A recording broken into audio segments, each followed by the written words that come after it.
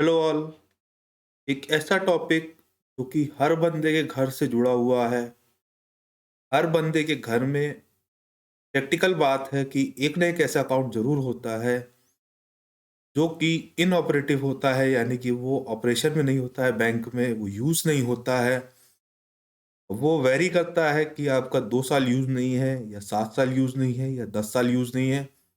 मेरी हर बात का एक अलग वेट है कि मैं ये तीन चीज जो मैंने तीन जो एज यूज की, एज पीरियड यूज किए, इसको यूज करने का रीजन क्या है। इसीलिए मैं आपसे फिर से मैं रिपीट करता हूँ कि आपका जो अकाउंट है वो 2 साल अगर यूज नहीं है तो वो अलग, उसका मतलब है वो अलग तरीका है। 7 साल यूज नहीं है तो अलग तरीका है, और 10 साल यूज नहीं है तो उसका अलग तरीका है। यूज ना होने का मतलब क्या हुआ कि ब्याज मिल रहा है तो क्या उसको यूज माना जाएगा? कभी नहीं माना जाएगा। या उसमें जो चार्जेस लग रहे हैं उसके अलावा अगर वो यूज नहीं हो रहा है तो क्या उसको यूज माना जाएगा? वो भी नहीं माना जाएगा। यानी कि credit entry, debit entry from the point of customer, आपके एंड से कुछ नहीं हो रही है तो उसको इनऑपरेटिव माना जाता है। और इनऑपरेटिव की ही अगली परिभाषा है जो कि 10 साल यूज ना करने पे आरबीआई तक पैसा चला जाता है।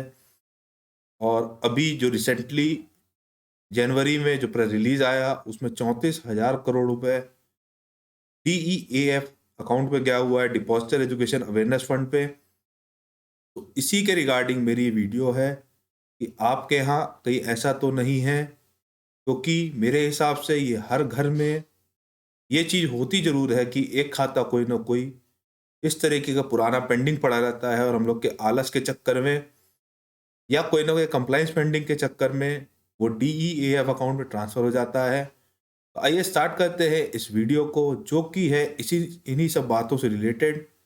तो आपके घर में भी अगर कोई ऐसा केस पेंडिंग है तो पूरी वीडियो जरूर देखिएगा। अगर आपको समझ में आ जाए तो चैनल सब्सक्राइब खुद कर दीजिएगा और लोगों तक प्रमोट करिएगा, ताकि ये प्रॉब्लम जो है ये वर्ल्ड वाइड है, इंडिया में तो है ही।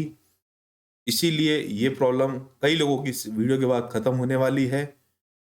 अगर आपको कोई भी टैक्सेशन या अदर चीज़ों से रिलेटेड, जहाँ भी टैक्स इन्वॉल्व है, आपको कोई भी क्वेरी है, कुछ भी है, तो आप मुझे व्हाट्सएप करिए।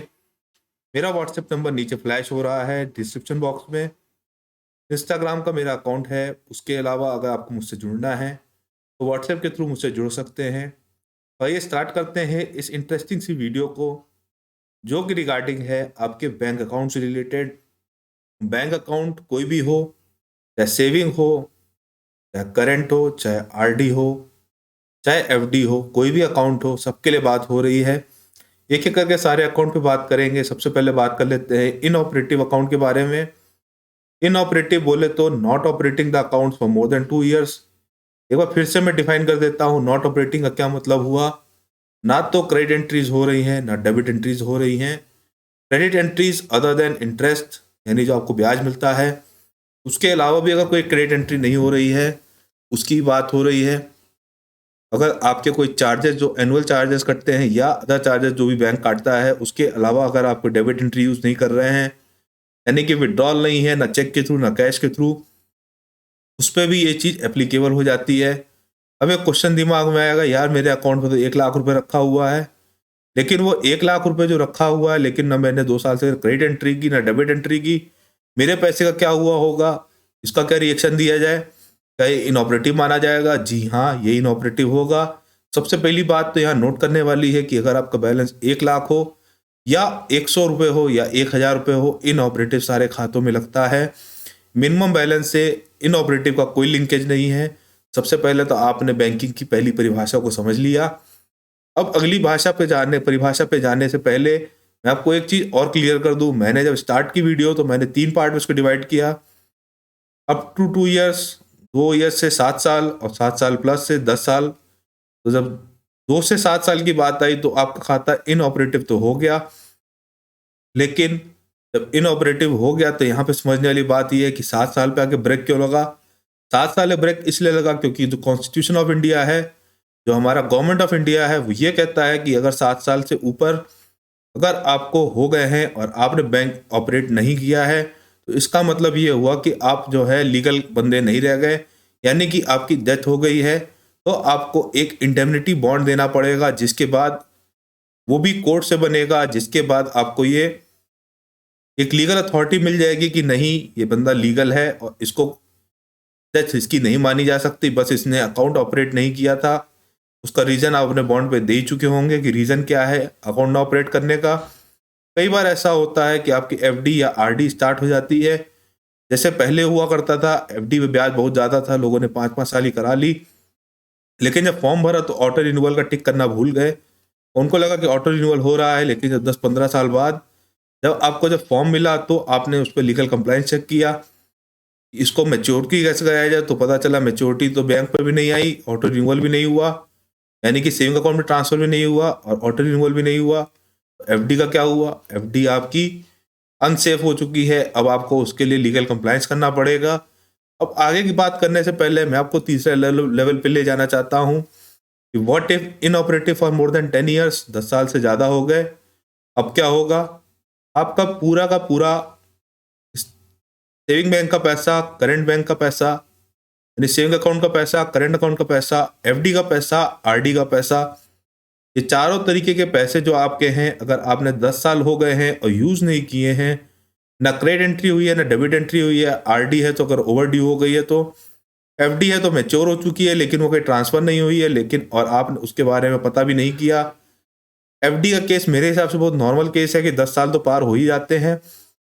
उसके बाद क्या होगा कि बैंक जो है उसको लीगल कंप्लायंस फॉलो करना है और वो हर साल कैलेंडर ईयर, यानी कि जनवरी से दिसंबर का जो कैलेंडर ईयर होता है, कैलेंडर ईयर पे खत्म होने से, यानी कि जैसे 31 दिसंबर खत्म होगा उसके 1 महीने के अंदर अंदर उनको लीगल कंप्लायंस करना होता है, आरबीआई को डिटेल भेजनी पड़ती है। उसका अलग पोर्टल है, वो आपकी नॉलेज के लिए पार्ट नहीं है, वो बैंक की नॉलेज का पार्ट है। उसको ये ट्रांसफ़र कर देंगे आरबीआई को और आरबीआई से चला जाएगा डिपॉजिटर एजुकेशन अवेयरनेस फंड को। ये पैसा आपका अनक्लेम हो जाता है और ये अब जाके गवर्नमेंट धीरे धीरे और अवेयरनेस ला रही है इसी के रिगार्डिंग। अब लगभग लगभग सारी वेबसाइट्स पे अनक्लेम डिपॉजिट की डिटेल आने लग गई है कि अगर आपका कोई अनक्लेम डिपॉजिट है तो आपका नाम वहाँ पे आ जाएगा, आप वहाँ से अपना नाम सर्च कर सकते हैं। अगर आपको कोई क्वेश्चन मार्क भी है कि हमारे 10 साल हो गए हैं और उसको कैसे पहचाना जाए कि कहाँ पे है, कितने का है, क्या है, तो वो भी आपको वहाँ से मिल सकता है डिटेल। उसके बाद बात कर लेते हैं अगली चीज़ कि आपको ये वापस कैसे मिलेगा। अभी तक तो मैंने आपको बताया कि मैं ये पीरियड के बारे में क्यों डिफाइन कर रहा था। देखो फिर से रिपीट कर देते हैं अभी तक का कि अगर आपका 2 साल तक आपने अकाउंट नहीं यूज़ किया तो वो इनऑपरेटिव हो जाता है। इनऑपरेटिव का मतलब कि क्रेडिट एंट्री, डेबिट एंट्री नहीं है कोई। उसके बाद अगर 2 से 7 साल और 7 साल प्लस हो जाता है तो ये मान लिया जाएगा कि आपकी डेथ हो चुकी है। अब आपको कोर्ट से कोई पेपर लाना पड़ेगा जिससे कि माना जाए कि आप जिंदा हैं, तो उसके लिए इंडेमनिटी बॉन्ड हो गया। तीसरी चीज़, 10 साल से ऊपर आपका कोई अकाउंट है जो कि ऑपरेटिव नहीं है, और यहाँ पे बाबा मैं क्लियर कर रहा हूँ अकाउंट का मतलब सेविंग, करंट, एफडी या आरडी, उसको वापस कैसे लिया जाए। सबसे पहले आपको जो बैंक जो पेपर बताएगा वो आपको बैंक को देना पड़ेगा, और बैंक जो है आरबीआई के जो नोडल ऑफिस जो रहते हैं जो कि इस अवेयरनेस फंड के रिगार्डिंग है, वहाँ पे इसको भेजा जाएगा कि भैया ये पैसा इनका है और ये आ गए हैं लेने के लिए और इनके ये रिक्वायर्ड पेपर्स हैं। अगर वो पेपर अप्रूव हो जाते हैं आरबीआई से तो आपका पैसा आपको वापस मिल जाएगा। रिक्वायर्ड पेपर का मतलब क्या हुआ? इंडेमनिटी बॉन्ड, यानी कि एक नॉर्मल डिक्लेरेशन एफिडेविट पे हाँ मैं जिंदा हूँ और मैं अभी तक उस पर रीज़न दीजिए कि क्यों ऐसा हुआ। उसके बाद सक्सेशन लेटर, अगर आप कोई लीगल हायर हैं और सक्सेशन पे पैसा ले रहे हैं, या आपके घर में किसी सीनियर सिटीजन का पैसा था और उनकी डेथ हो गई है, उसके लिए सक्सेशन लेटर की ज़रूरत पड़ती है। या कोई और पेपर जैसे कि आपका पैन आधार, या जिसका था उसका पैन आधार और आपका पैन आधार, दोनों का लीगल रिलेशनशिप जानने के लिए जो भी पेपर बैंक मांगेगी, आरबीआई मांगेगी, आपको देना पड़ेगा और टाइम तो उसमें लगेगा ही, लेकिन पैसा वापस आने की फुल गारंटी है। अगर पैसा वापस ना आए तो आप आरबीआई को भी लिख सकते हैं और बैंक को भी लिख सकते हैं, ग्रेवियांस भी दे सकते हैं बैंक को, आरबीआई को भी ग्रेवियांस दे सकते हैं। जैसे ही सब काम हो जाएंगे तो पैसा आप तक अपने आप वापस आ जाएगा। तो ये था मेरा छोटा सा अपडेट जो कि रिगार्डिंग है बैंकिंग के। तो आपको अगर अब मेरा चैनल समझ में आया हो, मेरा बताने का तरीका समझ में आया हो, तो चैनल सब्सक्राइब करिए और लोगों तक प्रमोट करिए, ताकि मैं आपके साथ इसी तरह नई नई चीज़ों पर रिसर्च करके आप लोगों तक पहुंचा सकूं और आप लोगों का साथ इसी तरह बना रहे और इसी तरह सब कुछ आप लोग के साथ चलता रहे। यही भी वीडियो को समाप्त करता हूँ। Till then, Tata.